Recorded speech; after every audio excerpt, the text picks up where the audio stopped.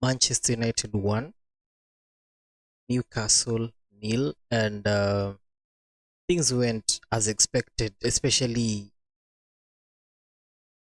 if you look at the history of these teams, because it was one team that has the most wins on Boxing Day facing the other team who has the most losses on Boxing Day. And as you've seen how it has ended, United have won through a DORGU wonder strike. So yes, this is a match reaction after the game. I'm quite tired, but we are going to be doing this. Come rain, come shine. So yeah, welcome back. This is Goats on Goal. Remember to like, share, and subscribe. So yes, United moved to fifth place with 29 points, the same points as Chelsea and Liverpool, though with a extra game. But yes, they've done and done a wonderful job by getting the 3 points. Of course, they have been lucky all through the game because Sesko hit the post, Dalot missed not necessarily a sitter, but he missed a very good chance. On this other side, Gordon had his chance, Miley had his chance, Lewis Hall, fantastic strike. There was a penalty shout, I think two of them for Newcastle, but you can't really. I sometimes don't really understand what normally happens in the VAR room, but here we are going to talk about it. So yeah, United are playing decently in the first half, and it looks like for majority of Man United fans and the team and everyone who is involved in preparation of Manchester United games, seems that they changed formation. And if I check the lineup here, let me see if I'm be able to load it. It looked like they were playing a back four from how they whether they are in possession or out of possession. But yes, they had Martinez in the back, Eden Heaven, Luke Shaw, Dalot, and the dog was playing at right wing at some point. Got in the midfield, Casemiro, Mason Mount, Cunha, and Sesko. Sesko also missed a sitter on his end. So yes, they looked like they were playing a back four, and it was working because they were defending quite deep. Like everyone was defending back. They were attacking where they had some really good attacking sequences, but they didn't really put Ramsdale in any form of trouble. But that goal was good.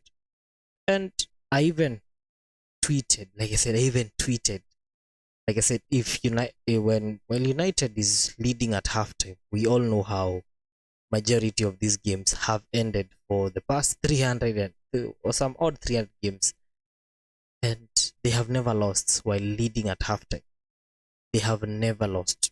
They almost lost to Bournemouth last week. Yes, but they found a way to pull through. No, they're the previous week because they lost to Aston Villa last week.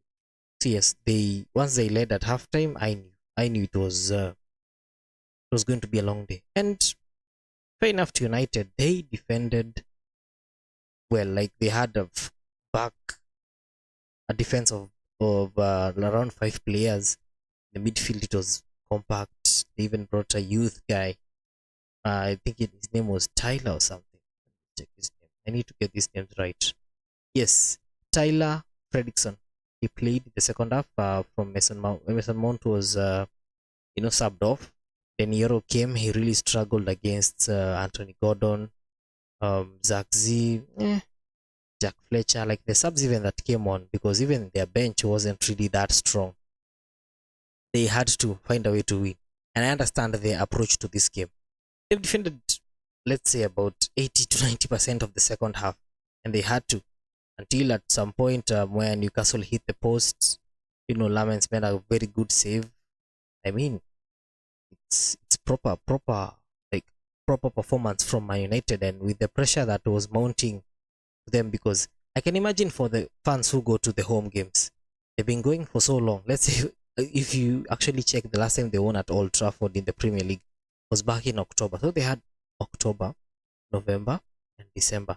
And as it looks, United, they're getting their monthly usual win. So they get a big win here, a draw here, and they get another win, and then they just lose about 2 or 3 games. then they get back. Like, it's been a certain trend that I don't think it's sustainable to some extent, but yeah, we are here. They're on the same points as Chelsea. Chelsea will be facing Aston Villa, not an easy game to be precise.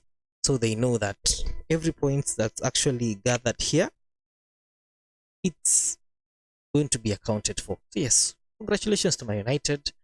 It wasn't a perfect hit watch per se. It wasn't a perfect hit watch, but it was more or less entertaining to see because this is football. We normally have football on Boxing Day, so today we've been starved really. We wanted to see something, and yeah, it was good. So they got the 3 points. Newcastle, on the other hand, continues struggling in their away form. I mean, they are currently 11th place with 23 points with 7 losses this season already, with only 6 wins.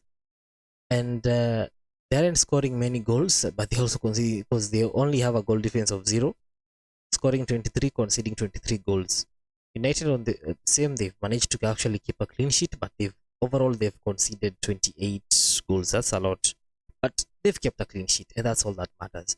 And as it stands, we're in the league. We are now going to be seeing teams where they're fighting for top 4, for the top 6 spot, for the top 8, for the title, of course. This is the time to to garner momentum and pick up those points, because this is where the crunch time has arrived.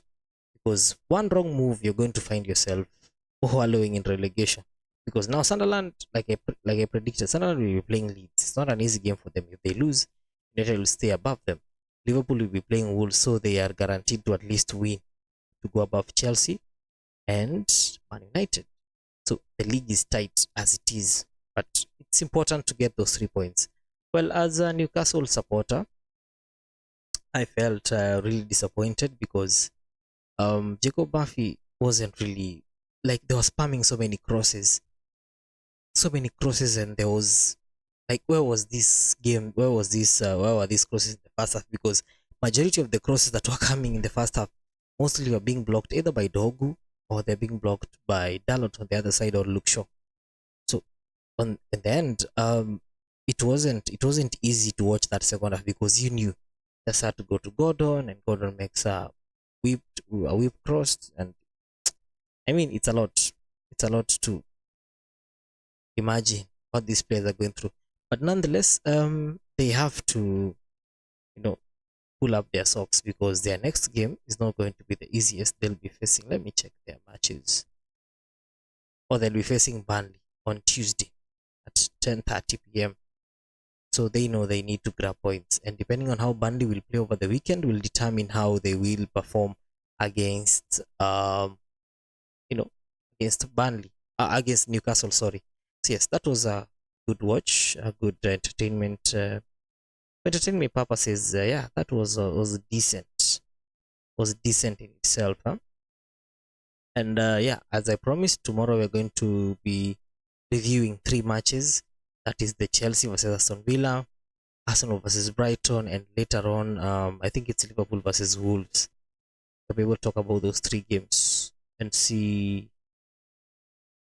and see. Yeah, I think those are the 3 games you're going to go to. Oh, actually, not even. Yeah, it is Nottingham versus Man City, just to clarify, and then Arsenal versus Brighton, and then later Chelsea versus Aston Villa. Those are the 3 matches we'll be reviewing tomorrow. So